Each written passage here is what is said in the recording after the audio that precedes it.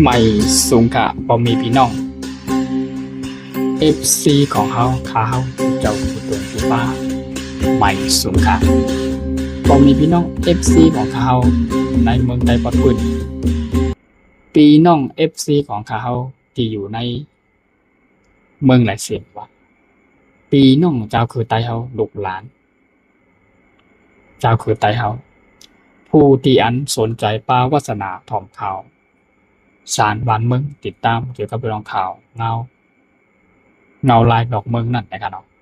วันไม่ได้ก่อมาพบกันจ้องขาเขาใจวันช่องข่าวคือตอนปูลองแทงกำหนึ่งนะครับเนาะเขาเตละมีหูขอข่าวเงาเกี่ยวกับเรื่องเงาลายดอกเมืองอิดอ่อนพดตอน1 ถึง 2ตอนนะครับเนาะเตละมาตอนผากปันปอมนอข่าวฮาริทอมในยินนะครับเนาะเมื่อได้ก่อเมนมาในวันที่7นะครับเนาะเดือนธันวาคม2026นะครับเนาะเมนอยู่ในวันศุกร์นะครับเนาะข่าวที่เอาหัวข่าวอีดอนพอดตอนหนึ่งเงาไล่ในยามพองมาเดียวนะครับเนาะนอกเมืองนั่นนะครับเนาะเกี่ยวกับลุยลองตั้งเมืองซาอุอาระเบียนะครับเนาะนั่นก็จุมฮูตีนะครับจุมฮูตีเนี่ย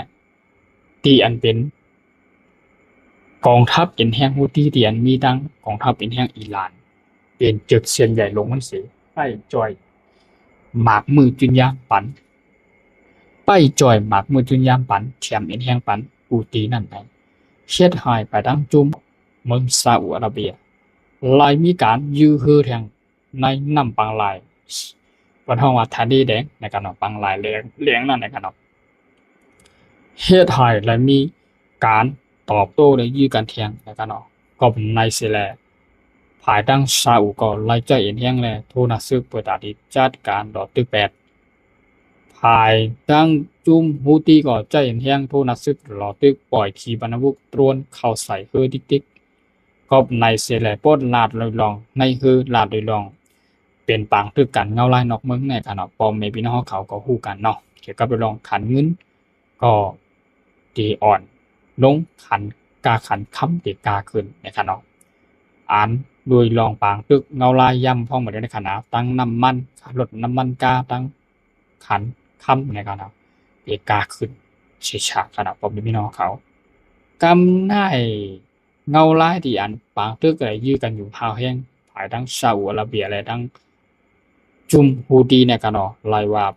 อับกูและเค้กแข่งขันต่อกันอยู่ไผก็ว่าไผแก่ไผก็ไผมีหมักมือจุนย่ำหลักนักของการขีปนาวุธนั่นนะครับเนาะไล่สอยเป็ดคือเป็ดเนาะไผทั้งจุมฮูดีในสอยคือเป็ดตา2ลำแทงไปตัวแทงว่าจุมกองทัพเอ็นแห้งซาอุอาระเบียนะที่มีการตอบแทนเอาขึ้นจังหือนะมีข่าวเงาจึงใหม่ๆเกี่ยวกับไปลองซาอุอาระเบียและจุมฮูตีเนี่ยมีข่าวเงาจึงหือใหม่ๆข่าวก่อนที่มาลงปันอัปเดตปันลงปันต่อไต่ปืนผ่าปันแทงกำลังคณะเกี่ยวกับไปลองข่าวเงาข่าวสารบ้านเมืองตั้งเมืองอุสรา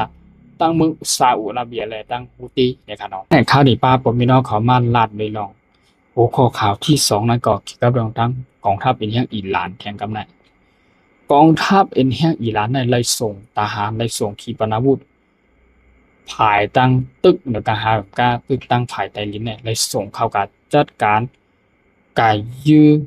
หลอดตึกโทรศึกหลอดตึกในเมืองอิรักนะครับตอนใต้ของเมืองอิรักในกันเนาะห้ามมีกองทัพเอ็นแห่งบนท้องว่าจุมซึกเคิร์ดนะครับว่าเคิร์ดเนี่ยเป็นเชื้อสายของอิหร่านอีกหนึ่งนั่นก็เป็นเชื้อสายของทางเมืองอเมริกันเขาก็ไล่ว่าเป็นภายตั้งกองทัพเอ็นแห้งอันหาแห้งและแข็งแกร่งแข็งเขินข้ามเหมือนกันกองทัพหนึ่งขนาดภายตั้งอิหร่านในไล่บ้วนว่าจุมจ้าในจุมก่อจุมอันเป็นอ่ผู้อันติดตั้งหลักนักกองการขีปนาวุธอันมีจุมทหารมันก็ก้นซึกภายเคลื่อนเนี่ยอิหร่านในไล่ด้วยว่าเขาเป็นนอนในไซนะครับว่าเขาเป็นก้นเตียนไปปองข่าวปองง่าบันตั้งอิสราเอลตั้งอเมริกันนะครับว่าก็ในเซแลภายตั้งกองทัพเอ็นแห่งอิหร่านในเลยส่งเอ็นแห่งนาซึกเห็นแล้วโทนาซึกหลอตึกเข้ากับเพื่อจะได้การจัดการจ้าใน8ในข่าวตามวันเดียวไล่ตาม 8ก้อนะครับว่ามีขีปนาวุธมีกูจื้อกูเมียวตาตีโทนะซึ่งหลอดตึกใส่ขึ้นอิหร่านนั่นนะครับเนาะกอบในแสดงเมืองในอาบตีอยู่ภายตั้งตอนภายใต้ของเมืองอิรักนะครับเมืองอิรักเนี่ยมาทำจากเมืองอิหร่านขนาดเนาะกอบในแสดงภายทั้งกองทัพเอ็นแห่งอิหร่านเนี่ยก็ไว้ใจไรจ้าในเป็นผู้เอาข่าวปันนะครับเนาะเป็นผู้เอาข่าวปันตั้งเมืองอิสราเอลและตั้งอเมริกันว่าหนังไหนก็ในซีเรียอิหร่านก็เลยมีการพูดซึ่งหลอดตึกโปรเจกต์จัดการประชุมจ้าในคณะเกี่ยวกับไปลองหัวข้อข่าวเงาข่าวสารบ้านเมืองหัวข้อในคณะข่าวก็ไล่เอามาโต้ตายปืนเผาภาคตอนปันปมิโนเขาอ่อนตั้งสุดขาแน่เกี่ยวกับเรื่องรองตั้งกองทัพเป็นแห้งกุตาหารผ่ายจุ่มเคิร์ดนะครับเนาะแล้วก็มีตั้งจุ่มกองทัพเป็นแห้งอิหร่านไล่ส่งนะซึ่งเข้ากับหลอดตึกจัดการเป็ดนะครับเนาะโดยตาที่ห้องว่าจัดการนอนในใส่ภายดังอิหร่านได้ตีวนมาไม่เป็นจริงไหนกล้วยกาภายดังอเมริกันดังอิสราเอลในแดนเป็นก้นดีอันไรจอยเทียมหมักมือจิ้งย่ำรังมากองกาขีปานบูดก็จำเป็นกว่าไรภายดังอิหร่านได้หู้ว่าไรปล่อยจะในวันในตีเข้ากับทอนหักทอนขนที่จัดการเป็ดนะครับเนาะก็ในซีแลข่าวเงาข่าวสารวันเมืองเงาไรนอกเมืองนั่นนะครับเนาะข่าวก็ใจวันช่วงข่าวคือต้นกูร้องในก็เลยเอามาโต้ไต่ปืนเผาลาดนี้ปันปมิโนเขาเปลี่ยนเป็นภาษาความใจความรักเท่านั้นนะหรือโปรแต่ไรติดตามข่าวสารข้อมูลแด่ข่าวเงาคือตอนย้ำตันตอนตาปมิพี่น้องเขาจะกูโดนกูป้าลมห่มปลาถึงดังในเมืองใต้ปอดปื้นและกูอองตีนะครับเนาะให้โปรแต่ไรติดตามข่าวสารบ้านเมืองคือตอนย้ำตันเนี่ยเขาก็เอาหัวข้อข่าวใหม่ๆมีจึงหือในเกี่ยวกับไปลองตั้งกองทัพเอ็นแห้งตั้งทหารจุ่มผายเคิร์ดมันก็ตั้งอิหร่านนะครับเนาะในผายตั้งตอนในของเมืองอิรักนะครับเนาะจุ่มเป็นปังตื้อกันอยู่จ้าแน่มีจึงหือใหม่ๆนะครับก็ที่มาอัปเดตลงปันเที่ยงนะครับเนาะเกี่ยวกับเรื่องข่าวเงาข่าวสารเมืองก็มีหนังไหนมาหนังไหนครับเนาะเกี่ยวกับเรื่องในวันนี้ก็มีหลายๆหัวข้อนะครับเนาะมี1หัวข้อที่1หัวข้อที่2นะครับเนาะก็อะไรเป็นภาพตัวแต่ลาดเมกว่าว่าแปลมันปองมาจังหือมันเป็นภาษาความใต้ความลาวเท่านั้นนะครับเนาะที่ได้เข้าใจเข้าใจปองแรงแจ้งถึงกันนะครับลำดับผมมีพี่น้องผู้สนใจทำข่าวทำเงาคือตอนยามตันนั่นนะครับเนาะตอนวันมาได้ก่อนยินจุ้มปองมีพี่น้องเขาใหญ่นำที่เข้ามาปั่นแห้งขาวในวันเหมือนน้อยค่ะเนาะแม่นอยู่ที่วันที่7เดือนธันวาคม2026นั่นนะครับเข้ามาในวันศุกร์นะครับเนาะยินดีรับตอนปองมีพี่น้องของผู้เจ้าผู้เตือนป้าเห็นกาอย่าลืมเข้ากากดไลค์กดแชร์เด็กหิ่งปันหนังเอาไว้ติดตามข่าวสารบ้านเมืองนั่นนะครับเนาะยินจมขอบใจนะครับตอนดาวันนี้ก็มีหัวข้อข่าวว่าหนังไหมนะครับหัวข้อข่าวก็มีเดือดอ่อนตอนหนึ่งเนาะหัวข่าวข้อที่1หัวข่าวที่2นะครับเนาะ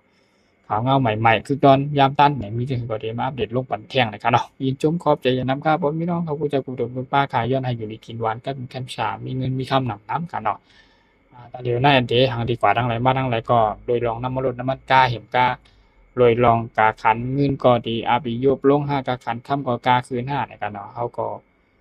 ไรว่าเป็นตังพรจ่าตุกค่าต่อกูวันกูเมืองฐานะพรจ่าลงมันขนาดที่เป็นปังตึกกันเงาลายที่หายหูกันตั้งในเมืองปอดตะวันออกกลางนะครับนะได้ว่าเป็นข่าวเงาสุกอยู่ปังตึกกันหาเองไว้นะครับยามฟังมือกันเนาะจมเข้าใจน้ำข้าน้อไม่สูงก็ครับสามารถปัดแห่งข่าวในช่องกับคุณต้นกุหลาบนั่นในขณะยิ่งจมขอบใจไม่สูงค่าไม่สูงจะกุศลมากที่สุด